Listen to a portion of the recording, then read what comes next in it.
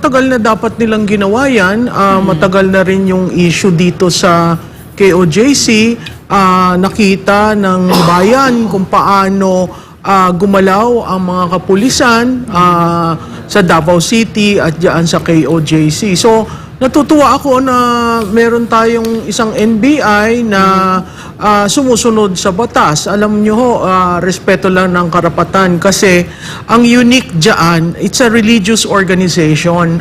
Hindi ho basta-basta pumapasok, kaya nga ang parati kong sinasabi, subukan yung gawin yan sa iglesia. Yes. Diba? You have the point. Oo, hindi mo dapat babastusin ang organisasyon na may ibang paniniwala religiously. So, yung ginawa ng ilang buwan na ba? Tatlong buwan, magdalawang buwan na ngayon. Dapat yun na isaayos. Kung talagang interes ng Pangulo, ng kalihim ng hustisya at kalihim ng local government na ipakita. Kasi ito, magiging modelo ito eh. Paano ba tayo mag-execute ng ating warrant of arrest? Ako'y nagagalak na merong ganito.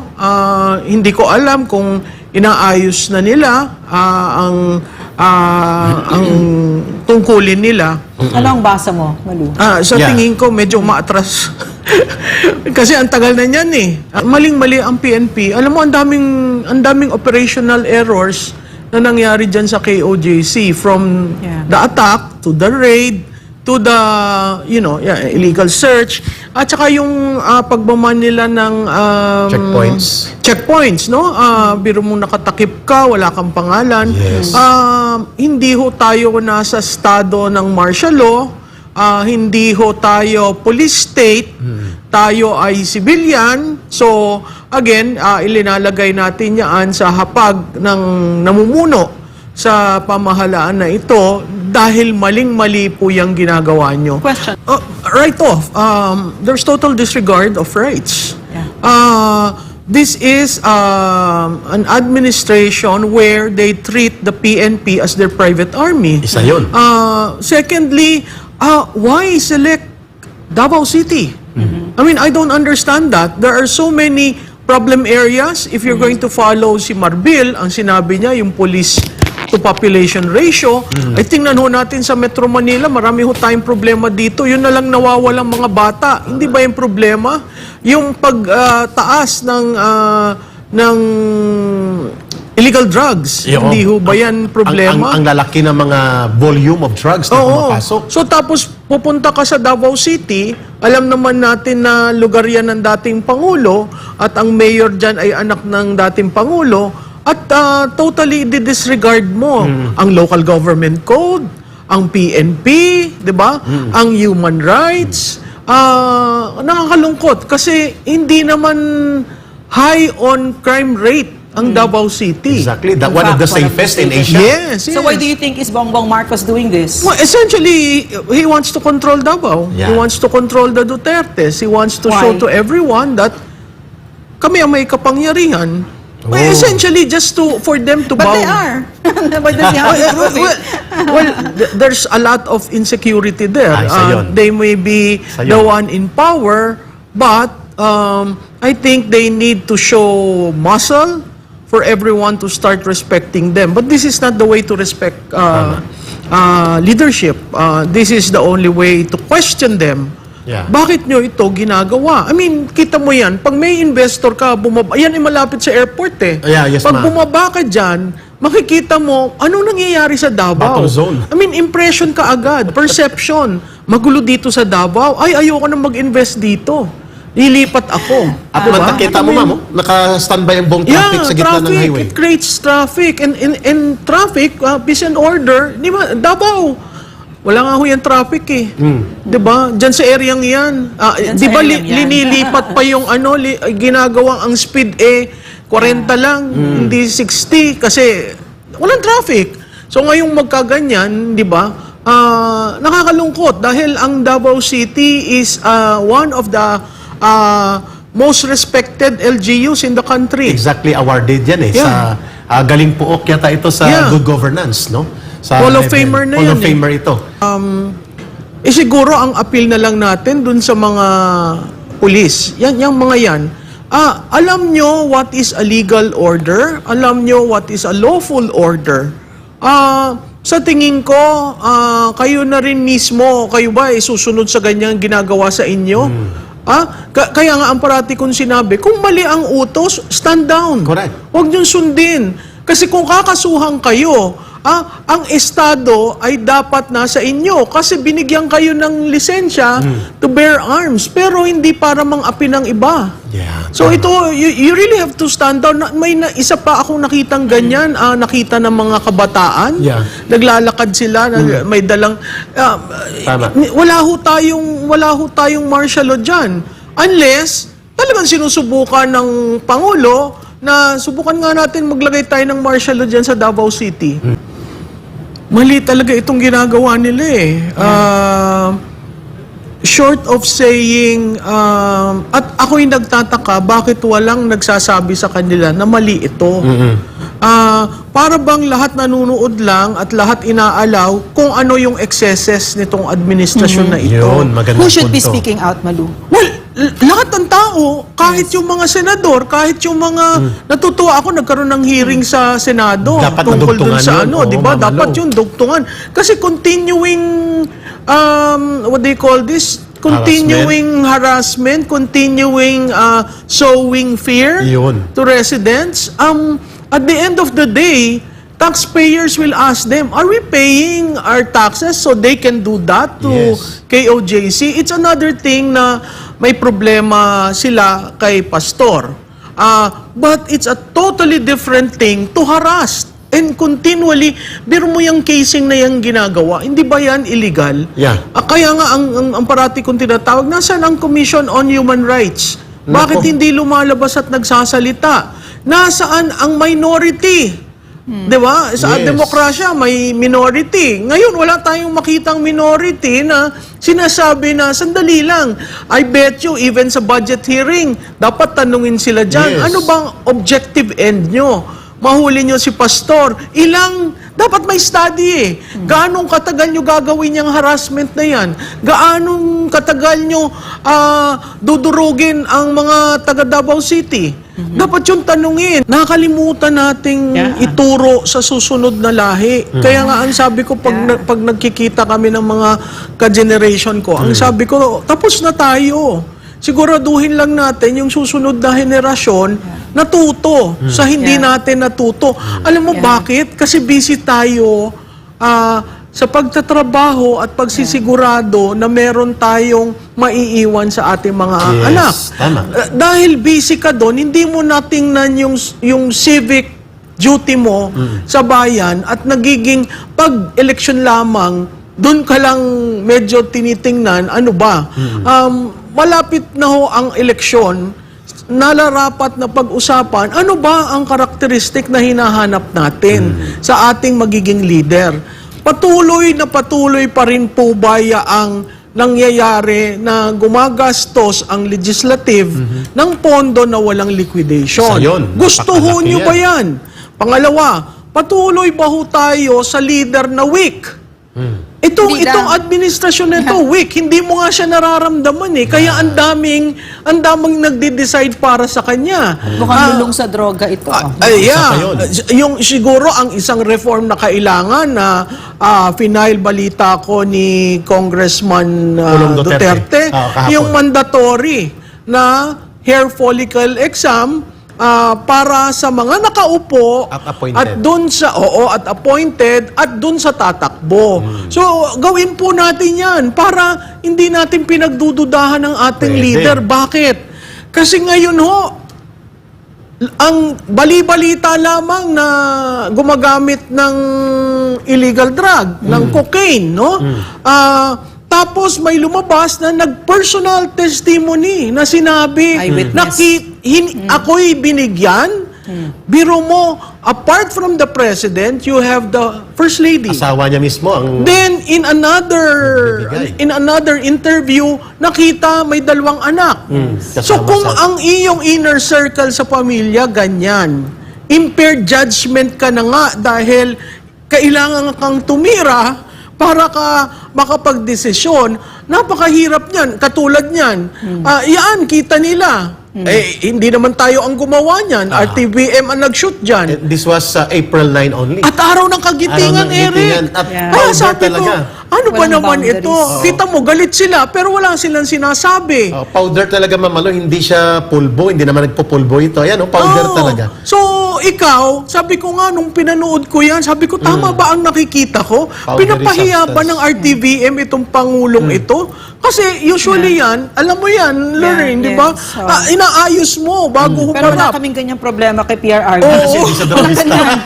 Kaya, Not on that level. di ba, Buhok-buhok lang, ganun, nakakalungkot yan kasi, alam Powder mo, talaga, ma'am. yung decision-making process niya is impaired. At Yes. pag impaired ang judgment, Yeah, delikado. sunod-sunod yan. Tayo'y magkakagera. Yan. Impaired judgment.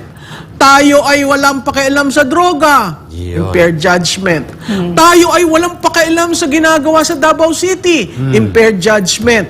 Tayo ay walang pakialam sa KOJC na halos bastusin at ilugmok na. Grabe. KOJC. Tayo ay walang pakialam sa isang media.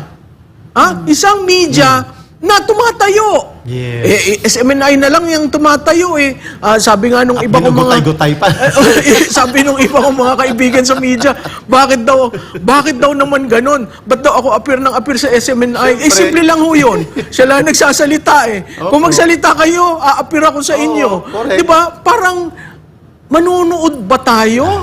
Oh, so ang, Nakalimutan ka. ano? Yung kinukonsinti at pinapalakpakan mo, nangungurakot, at ginagamit na ayuda ang pondo Oo. ng gobyerno para mamili ng taong Ayun. bayan. Hayagang Ano yun? Hayagang pangungurakot. Impaired judgment yun kasi with blessing ng presidente. Correct. And shamelessness. Di ba Grabe. nakakapagtaka?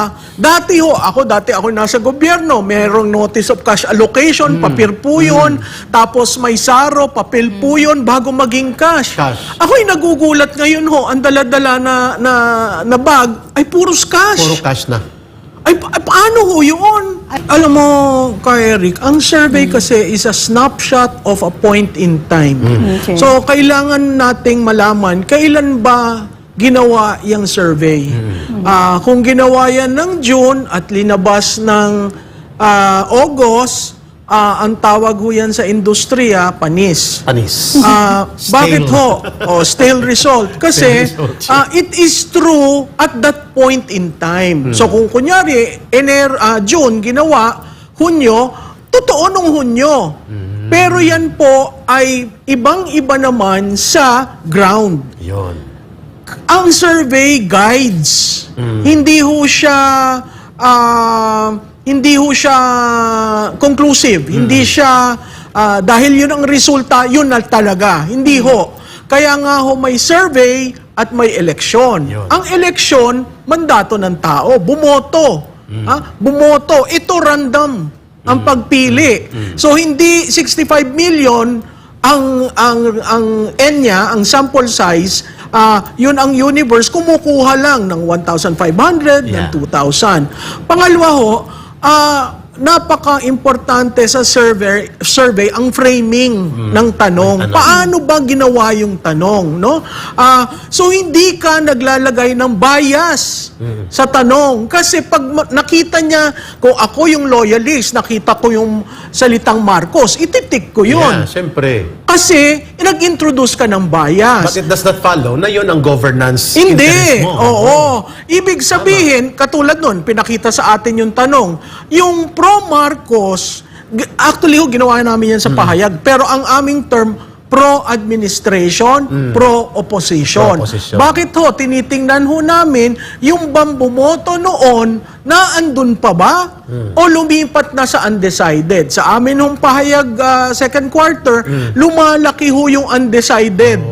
From the pro-administration. Meaning, yung bumoto sa akin, pumupunta na sa gitna. Sa opposition rin, ganon. Kaunti ang opposition, pero pumupunta na rin sa gitna. Bakit hindi nag-cross? Kasi hindi nila alam kung sino ang opposition. Ayun. Pero dito, niname mo eh. Pro-Marcos, pro-Duterte. That's already a bias. Bias question. Oo, so hindi ko alam kung paano na-allow yung tanong na yan kasi talagang tinatanong mo sila kung dito ka ba o dito. Hindi ko rin makita ang utility kung nagtanong ka na pro Marcos ka at pro Duterte. Kasi sa interpretation yon, magbubungguan yan. At yan ang nangyari. Yung isa namang survey, matagal nang question yung net yung net satisfaction. Yes. Kasi meron kang satisfied at not satisfied.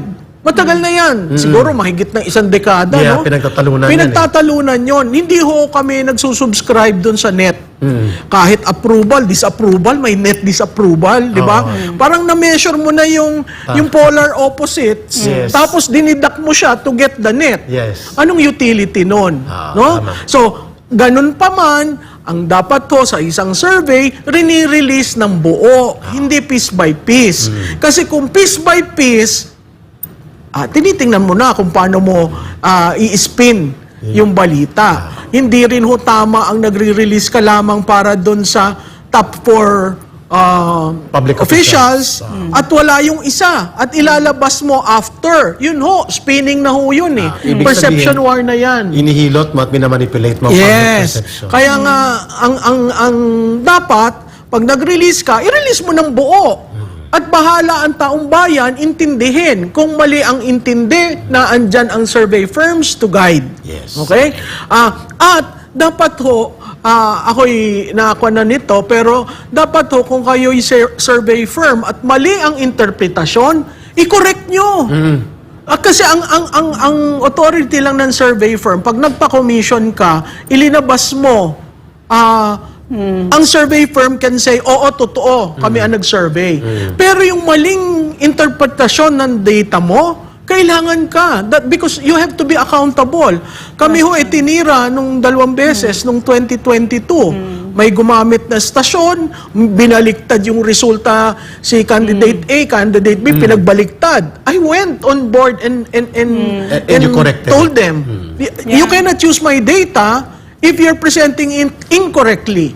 There is an operative from the Liberal Party that I call this attention. Oh, what data from Publicos? Yeah, but Malu, but right now, Professor Malu, no, it's an open secret, no, Yeah. that media is for sale. Yeah. These are paid hacks, and this is really an hour of ignominy for media, di ba? Nakakahihiyan itong ginagawa Nakakahiya. ng media front and foremost. So even though let's presume, no, that the survey company came out with a correction, media will not correct it because media is Yeah. part of the fake news of interpreting that data. In my case, I fought Yeah. this out with one Yeah. media and I Because- told them, you better change that or I'm Yeah. going to sue. It's Yes, a I question of remember that. integrity. Yes. Question of integrity. Kasi ng data mo research. yun eh. Data mo Pag-aari mo yung data.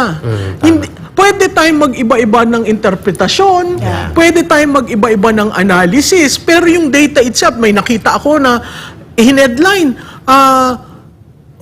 bumulusok sa pagbaba since 2022. Anong koneksyon ng 2022 na survey results dahil sa kampanya at survey results ngayon na governance? na may governance. Hindi mo pwedeng i-compare yun kasi yun, kandidato sila. Yeah. Ngayon, nanumpa na sila. May panunungkulan na Oh, sila. 'di ba? So ang daming interpretasyon na nangyayari. I guess ang pinaka kaya bakit nila ginagawa 'yon is really to put her down. Yeah, exactly. And you know, Very clear. despite all the surveys, despite all the pambabastos, pagtapon, etc. So why are they doing this? Why are they targeting? Why is the Marcos administration, including Tambalos speaker, why Why are they ganging up? targeting because the Vice President? they want to control 2028. Oh, as early as That's- this. As early as this. Ay, sus, Ginoo. Ka-Eric, Tama. kailan ba nila yun sa Confidential and Intelligence Yeah, Fund? Di ba yun purpose in nun. November 2020? Professor 2022, Tiquero, tama. question. What is this propensity of the Marcoses to perpetuate themselves in power? Anong basa mo dyan? Because it is connected to the wealth. Yung pagbawi ng kayamanan nila doon You sa cannot Amerika. get the wealth in 6 years. So And now is his therefore- time to get it. Now is Huh? his time to get it. Well, Not he's yet, in 6 trying. years. He's trying. And therefore, I think it's, they need 18 years. Why? I'm sorry. Because you cannot may legal release. process eh. At saka may yung mga bank, May mga hindi kaso. naman, di ba? Oo. So you need 18 years to get those things. And 18 years would mean 3 terms. So And it's- how it's important ano, is the power gosh, yeah. na silang naghahawak ng gobyerno at Pangulo para ito ay mamanipulehan nila Ay, papunta doon sa recovery ng wealth. Napakahalaga. Kasi kung titingnan mo, simula pa ng kay Cory, every president nag-a-attempt na isolve natin ang Marcos problem. Ilibing. Walang gusto maglibing. Digong lang nakagawa. Sige, digong lang. Kasi kahit si PCGG, nasan yung wealth? Yeah. Diba? Hunin natin yung wealth. Every president, siguro pag linibing, makukuha natin ang wealth. Kasi ang computation, napakalaki. Trillions. At it could be the survival of the nation. Yeah, it can pay off debts. Pero ang tanong natin, ibibigay ba sa bayan? Dahil ang sulat ni Presidente Marcos, kay Doy Laurel, ang binigay niya, iwan sa bayan. Iwan sa bayan. At parang 10% lang yata dun sa, Sa pamilya. survival ng pamilya It's niya. still, some of greed. Yeah. Pera. At ito rin ang binabanggit mo, Mamalo, kasi dapat malaman ng Just- taong bayan. Sabi ni Mano rin, Manu, sabi mo, greed.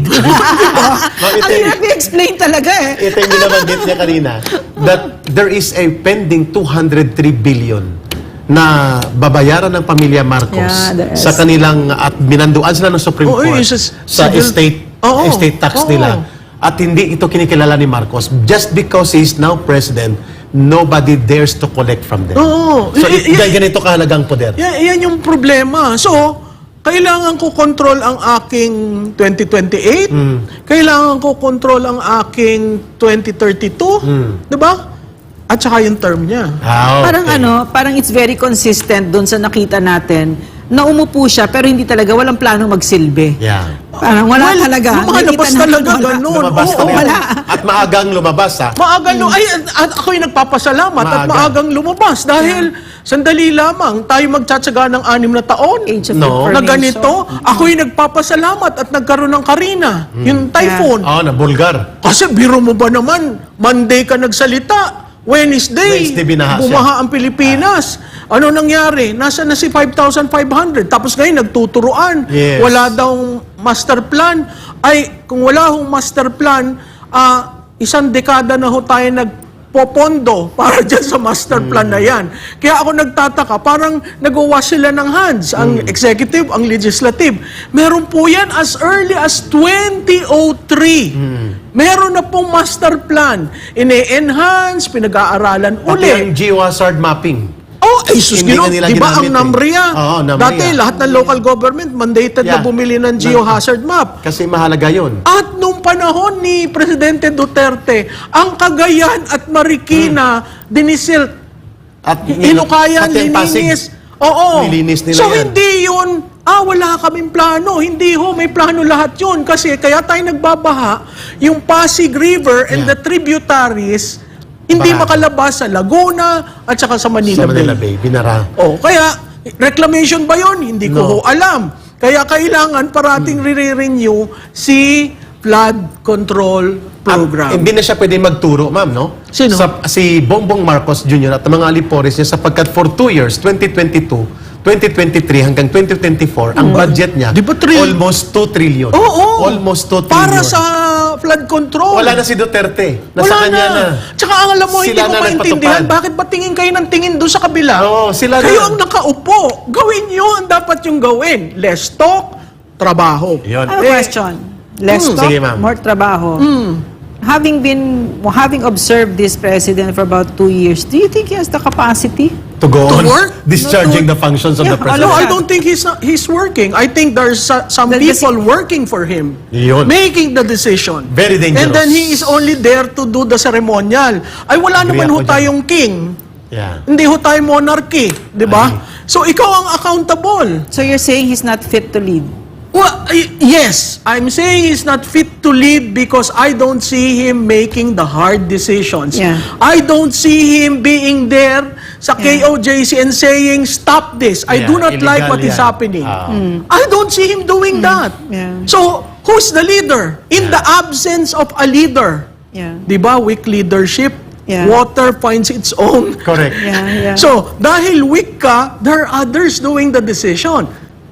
And the The bureaucracy. speaker and the Yeah. wife. And the wife. The speaker is more and more looking like he's the president. Yes. He's the one marching. I think he's the speaker of the house who has the most record-breaking yata yung trooping the line. Like the president. Yes! Yeah. And gosh. mind you, Dr. And the wife Lorraine, going to a foreign state. Yeah, Dubai. Oo. Negotiating for Yeah. a loan. Loan. Hindi naman siya appointed Diba? Nakakatakot in ho any yung position. loan at nakakatakot ho yung sovereign guarantee na Yeah. pinamis nila sa housing. Correct. Diba? That 6 one. million housing, Yes. 1 Can you million every explain year. that? Ka Eric, siguro dapat magalit na ang taong bayan dito. Kasi tayo nagtatrabaho, nagpapakahirap tayo para meron tayong sweldo, ang iba ilalagay natin sa ipon, ang iba mandatory yun, ikakat ka agad, bayad sa gobyerno. Yes. Napakahalaga hong intindihin natin ano ba yung nangyari dito sa housing. Ang promiso ho, 6 million Units. new houses will be built in the term of this president. 1 million per year. 1 million per year. Doon na pa lang, question na yon. Hindi ho natin kaya. Baka sabog siya nun. Ayaw Most ko. likely. Diba? Kasi ang kailangan sa ang lupa, anong ginawa ng local government? Land banking ho sila. nag-land banking So sila. naghihintay na. Ito, meron na kaming lupa para pagtayo ng vertical housing. Abay, nasa na ho ang design? Nasa na ho ang simula? Hindi ho magsimula dahil walang investor na gusto. Ang kailangan nila, o hindi, igarantiya mo muna na ang aming Babayaran niyo ilalagay kami. dyan per peso, mapukuha namin pabalik. With the margin, of course, no?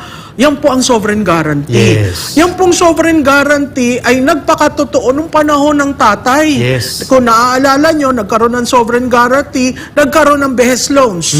Yan po yan. Ginagarantiya ng Estado na mababayaran ka kahit hindi pa nagsisimula ang proyekto. Babayaran. Kahit wala pang blueprint. Babayaran ka namin. Pero, Umpisahan pero lang natin mabibuild ito. nila yung mga bahay. Mabibuild. Anong masama doon? Malu, mabibuild pala nila yung Well, bahay. Di mabibigay sa kataong bayan. Hindi ka sigurado, alam mo, ang housing problem natin, hindi sigurado natatanggapin nung mahihirap. Dahil kailangan ka magbayad ng amortization. At saka may mga papeles ka dapat. Oo. Sa Maynila, nung ginawa yung proyektong yan, pag hindi ka nakabayad, iilitin. Yes. At ibibigay sa Ibibigay iba. sa iba. O, paano ang sustainability? Di ang ating malang bahay ay, kung hindi ako nakapagbayad, pwede ako maalis. O, hindi ho natin na-solve ang problema. Also, also what I heard, no, yung mga contractors, they're going to build itong mga bahay na ito Yeah. sa mga liblib. Yes. Not nobody wants to live there. So, sa madaling Walang salita, kabuhayan doon. may mga bahay doon, pero yung housing, walang bibili doon kasi layo sa Ang layo. kabuhayan, sa eskwela. Oo. So, in other words, nag-build ka nga, let's say, matuloy yung pag-build, pero hindi mo pa rin na-solve yung housing problem. Yes. Tapos nagbayad pa ang gobyerno ng pera natin. Kasi ma'am, ang layunin talaga ni Akusar, pagkain na natin siya, hindi po housing program, kundi ganansya. Ganun. When real estate developers are the ones developing ng isang proyekto na para sa socialized housing, ang kanyang layunin doon ay return of investment sa negosyo nila. Hindi para sa kabutihan ng tao. Ngayon nagtatanong ang mga urban poor families, bakit hindi sila kinukonsulta? At bakit hindi sila kabahagi doon sa planning, design? Ngayon, sa loob ng 2 taon, Ma'am Lorraine, bakit nagkaroon ng sovereign guarantee? Sapagkat walang kontraktor at mga real estate developer na magbubuhos ng pondo that will deliver 1 million units na hindi kayang panindigan at kayang bayaran ng mga urban poor families at mga pobre na mga Pilipino. At therefore, dahil dyan, kung gusto ni Marcos itulak ito, hindi ang pabahay ang magiging rason kung bakit itutulak ng developers, kung hindi yung kagarantiyahan ng ganansya. Mula doon sa pagninegosyo nila, nababayaran sila ng gobyerno, kihudang ito ay titirhan o hindi ng mga tao, kihudang ito ay hindi tumutugma sa aktual na social capability ng mga tao, wala silang pakialam, as long as may sovereign guarantee. Ito po ang iskandalusong pinasok ngayon So, ni Eric- Marcos Jr. Eric, so obviously, it's a very bad decision. Yes. Pero bakit pumayag ang president? Anong tingin mo? Oy, bay. Ako personally gusto kong sabihin dito na kasabwat siya. Kasabwat siya. Walang plano na maaapurbahan na hindi magbibenepisyo ang principal. So si Acosar will benefit, ang mga developer will benefit. Corruption na naman, corruption. Yes, Marcos will benefit from this. Sa tingin ko, Dr. Lorraine, napakahalaga na may masabi, ito na-accomplish ko. Accomplishment. Mema. Pero, Mema. hindi mo talaga masasabi, accomplishment ba talaga yon? Kasi, pinagdedebatihan pa, bakit gusto nila mas vertical? Kasi mas kokonting lupang sasakupin. Okay? Pag nag-vertical ka maglalagay ka ng elevator. Isa yun. Paano ang mga senior citizens kung kunyari sa raffle ng mga bahay na punta sa taas? Marami yung problema yun. Kailangan mapag-usapan, kailangan makonsult, Yes, di ba? ang mga Hindi yung beneficiaries. basta-basta. O ngayon, dahil 6 million ang plano nila, nakakadalawang taon na tayo, may backlog na tayo, hindi pa Wala nagsisimula. pang 10% ang sa target nila na deliver. So that Yeah. means kung mayroon silang target na 1 million, wala pa sa mga 200,000 units ang na-deliver. You know, again, Backlog. no, hindi nawawala sa isip ko yung drug addiction, no? Kasi madaling paikutin ng isang lulong sa droga. Pwedeng paikot-ikot yung sinasabi sa kanya, tapos yung decision making niya, like you said, no, yung kanyang perception, madali siyang lokohin. So pwede din 'yon. So again, that to me is the core issue, the competence of this president. Because it's such a bad decision. Walang Very bad. panalo ang taong bayan dito, walang panalo ang gobyerno, pero panalo yung mga kurakot, di ba? So, maaaring siguro hindi siya parte dito, siguro, I don't believe that though, pero his competence again is being put in question because once again, are you fit mentally because are you in the throes, are you in the grip of a substance abuse disorder that makes you incompetent, di ba? Maganda yan. Which brings me to the question para kay Ma'am. Ay, Ma'am, nako. ito yung tanong ng taong bayan. Definitely, Marcos Jr. will not willingly and publicly in an open, transparent, hair follicle scientific drug testing to undergo that. Hindi niya gagawin ito kasi mataas ang possibility nga na nasa drug abuse siya, yung realidad niyan. Ngayon, ang nakikita ng taong bayan ngayon para ma-diffuse ang kanyang pananagutan, there is now a move by Martin Romualdez na ipa-impeach si Inday Sara to draw away the attention from them. I-displace nila ang pananagutan ni Marcos. And there is now a valid call on the part of the Vice President na bantayan ito sapagkat it appears na ang taker nito ng pagpapa-impeach kay Sara Duterte bilang Vice Presidente para ma-remove at naging hindi na siya threat politically sa Marcos government ang tatlong party list ng CPP at yung Young Guns na grupo. So there are 7 now na naghahanda ng formas.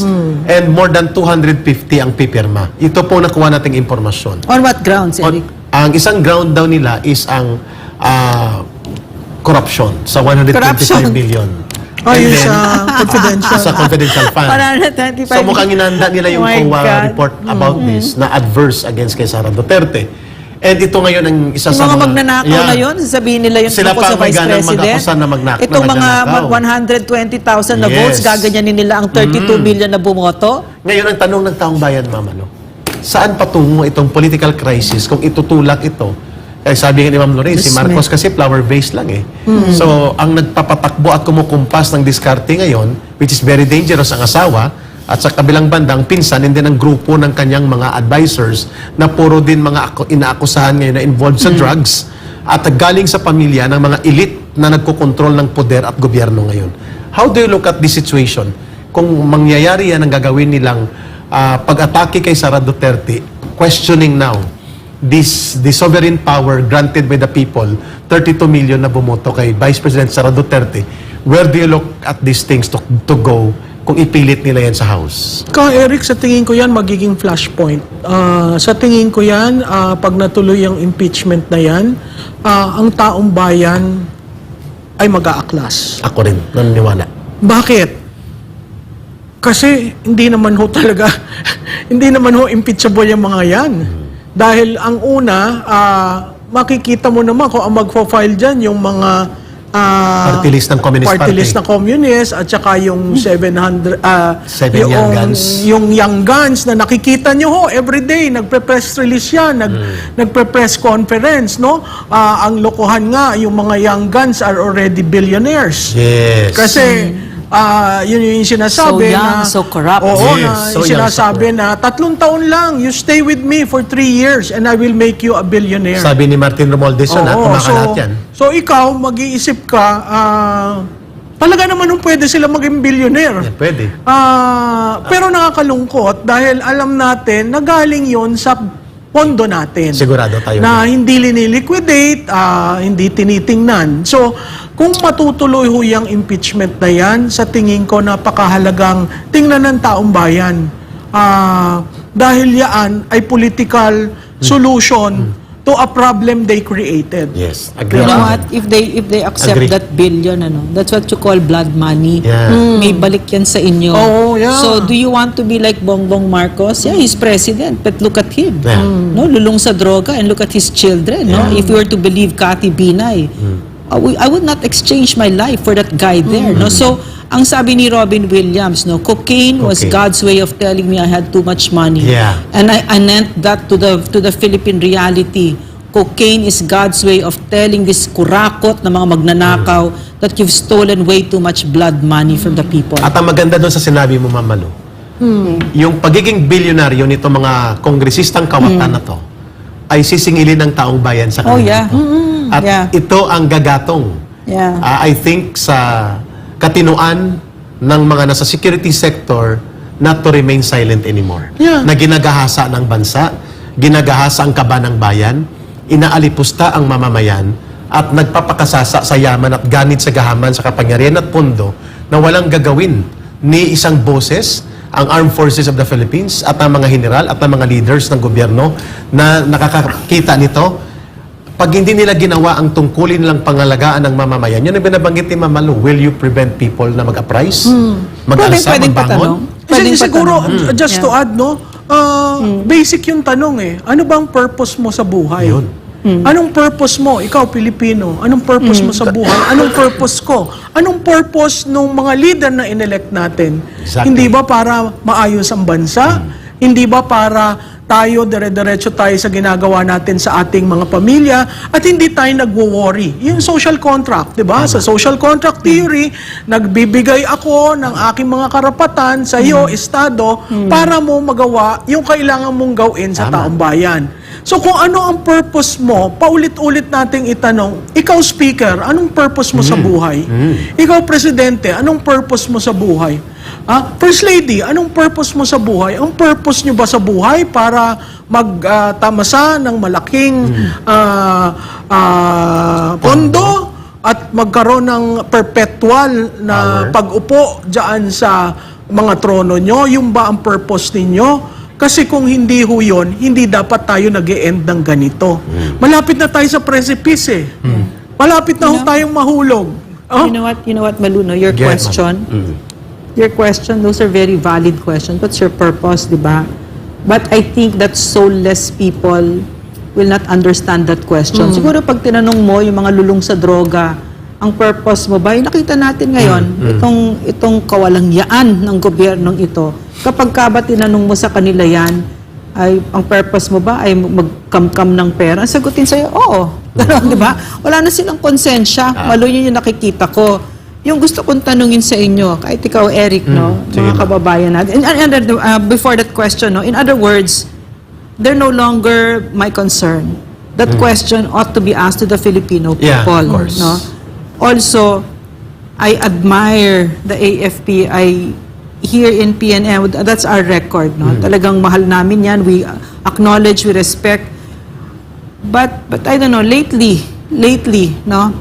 I'm thinking, what will it take? What will it take? Parang nakita na natin harapang pagnanakaw na sa Pilipino ang ginagawa. Wholesale na yung pag-violate ng rights namin. 'Di ba? Talagang ginagahasa na kami. Ano pang hinihintay ninyo? Kayo ang defender and protector natin ng Pilipino. Nasa mandato 'yan, Section 3 ng Article 2. Article 2 Section 3. ng Constitution natin.